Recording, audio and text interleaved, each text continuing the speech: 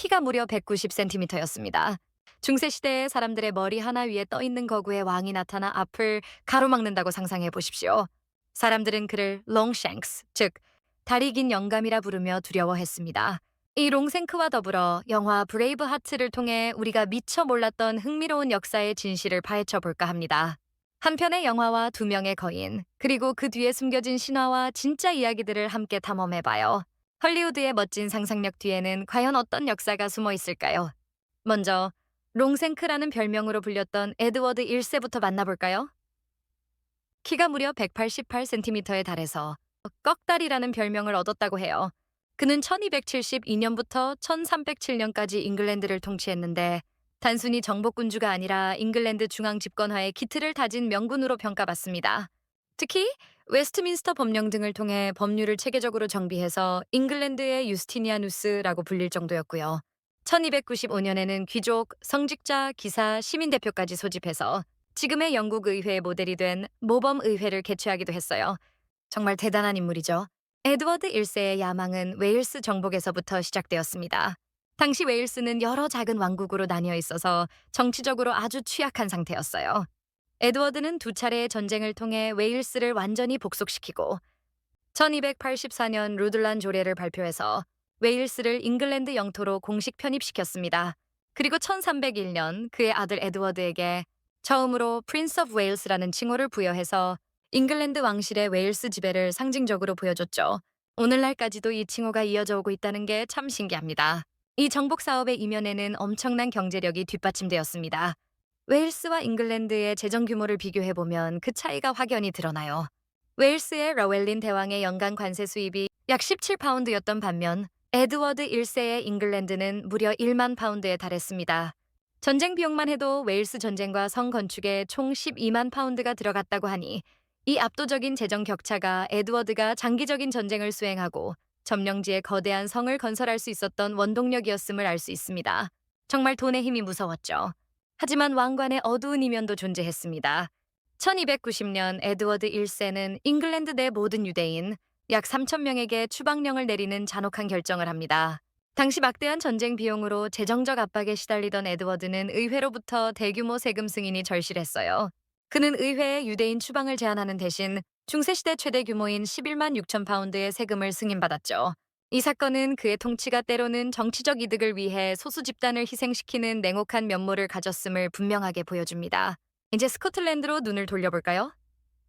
1286년 스코틀랜드의 알렉산더 3세가 후계자 없이 사망하면서 왕위 계승에 큰 위기가 찾아옵니다. 이때 스코틀랜드 귀족들은 에드워드 1세에게 중재를 요청하는 실수를 저지르고 말았죠. 에드워드는 이 중재의 대가로 자신이 스코틀랜드의 최고 종주, 즉 오버로드임을 인정하라고 요구합니다. 그리고 자신에게 유리한 존 발리오를 꼭두각시 왕으로 세워서 스코틀랜드에 대한 간섭을 강화했어요. 심지어 스코틀랜드의 정통성을 상징하는 운명의 돌, 스톤 오브 데스티니까지 약탈해서 런던 웨스트민스터 사원으로 가져가는 만행을 저지릅니다. 자, 이제 우리에게 너무나 익숙한 영웅, 윌리엄 월레스의 신화와 진실을 파헤쳐 볼 시간입니다. 영화에서 월레스는 가난한 농부 출신에 킬트를 입고 얼굴에 파란 페인트를 칠한 모습으로 그려지죠. 하지만 역사적 진실은 조금 다릅니다. 그는 사실 하급 귀족 가문의 아들이었고 벨트 플레드라고 불리는 킬트는 그보다 수백 년 후에나 등장합니다. 얼굴에 칠하는 파란 페인트는 약 1000년 전 로마 시대 픽트족의 풍습이었고요. 그의 이야기는 대부분 사후 100년 뒤 음유 시인 블라인드 해리가 쓴 책에 기반하고 있어서 영화 속 모습과는 차이가 많다는 것을 알 수 있습니다. 스털링 다리 전투는 영화의 가장 큰 오류 중 하나를 보여줍니다. 영화 속에서는 드넓은 평원에서 대규모 전투가 벌어지는 것처럼 묘사되지만 사실 전투가 벌어진 곳에는 다리가 있었고 이 다리가 승리의 핵심 열쇠였습니다. 월레스와 앤드루드 모레이는 잉글랜드군의 일부가 좁은 다리를 건너기를 기다렸다가 그들이 제대로 진영을 갖추기 전에 기습 공격을 감행했습니다. 아쉽게도 영화에서는 잘 다뤄지지 않았지만 이 전투는 월레스와 함께 봉기를 이끈 앤드루드 모레이의 합작품이었어요. 모레이는 이 전투에서 입은 부상으로 얼마 안가 사망하고 맙니다. 스털링 다리 전투의 승리 이후 월레스의 명성은 하늘을 찔렀습니다. 그는 스코틀랜드 귀족들에게 스코틀랜드의 수호자로 임명되며 나라의 희망으로 떠올랐죠.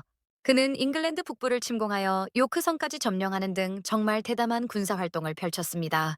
비록 짧은 기간이었지만 그의 활약 덕분에 스코틀랜드 독립의 가능성이 현실로 다가오는 듯 보였습니다. 그의 용맹함이 온 스코틀랜드에 퍼져나갔을 거예요. 하지만 그 기쁨도 잠시 프랑스와의 전투를 중단하고 돌아온 에드워드 1세가 직접 대군을 이끌고 반격에 나섭니다. 1298년 펄커크 전투에서 두 군데는 격돌했죠.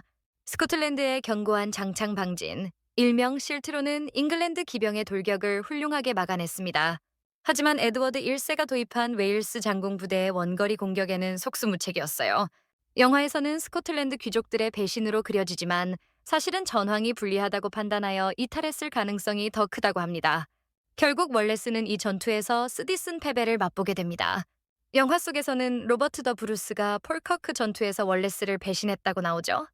하지만 이것 역시 역사적 사실과는 다릅니다. 당시 브루스는 스코틀랜드 편도 잉글랜드 편도 아닌 복잡한 입장이었거든요. 폴커크 전투 패배 이후 월레스는 도주하여 게릴라 활동을 이어갔습니다. 하지만 결국 1305년 에드워드에게 충성을 맹세했던 스코틀랜드 기사 존 멘티스에게 체포되어 런던으로 압송됩니다. 정말 안타까운 순간이었죠.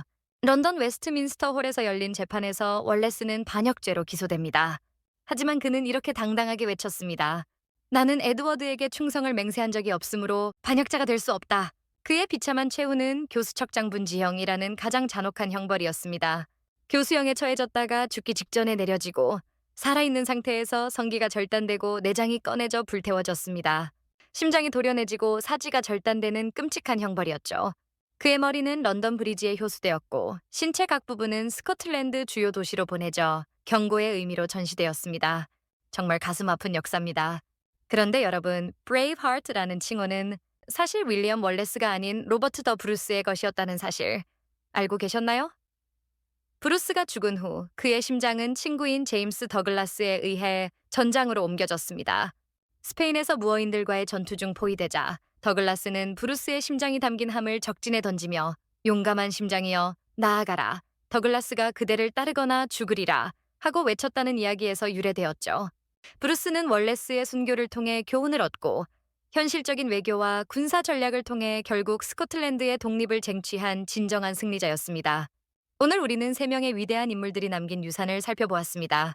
에드워드 1세는 스코틀랜드의 망치, Hammer of Scots였지만 동시에 강력한 법률과 의회 제도를 남긴 근대 잉글랜드의 설계자였습니다. 하지만 잔혹한 전쟁과 막대한 부채라는 어두운 유산도 남겼죠. 윌리엄 월레스는 군사적으로는 비극적인 실패를 겪었지만 스코틀랜드 독립과 저항의 불멸의 아이콘으로 상징적인 승리를 거두었습니다. 그리고 로버트 더 브루스는 정치가이자 왕으로서 월레스의 희생을 주권 국가라는 현실적 승리로 이끈 최종 승리자였습니다. 이 세 인물의 이야기가 복잡하게 얽혀 오늘날의 역사를 만들었습니다. 700여 년 전 강력한 개인들의 야망과 새로운 국가 정체성의 충돌로 시작된 이 잔혹한 이야기는 수세기를 거쳐 역설적으로 오늘날의 그레이트 브리튼, 즉 영국을 형성하는 토대가 되었습니다. 그 역사의 메아리는 오늘날의 정치 지형에도 여전히 울려 퍼지고 있죠. 과거의 갈등이 어떻게 현재의 연합으로 이어졌는지 생각해보면 역사가 얼마나 복잡하고 흥미로운지 다시 한번 느끼게 됩니다. Food for thought. 이 썰의 내용을 떠올리면서 잠시 생각할 시간을 가져보는 건 어떠신지요? 이 썰에 대한 여러분의 생각은 어떠신가요? 댓글로 남겨주세요. 더 흥미로운 썰을 위해 구독과 좋아요라는 수사비를 지원해주세요.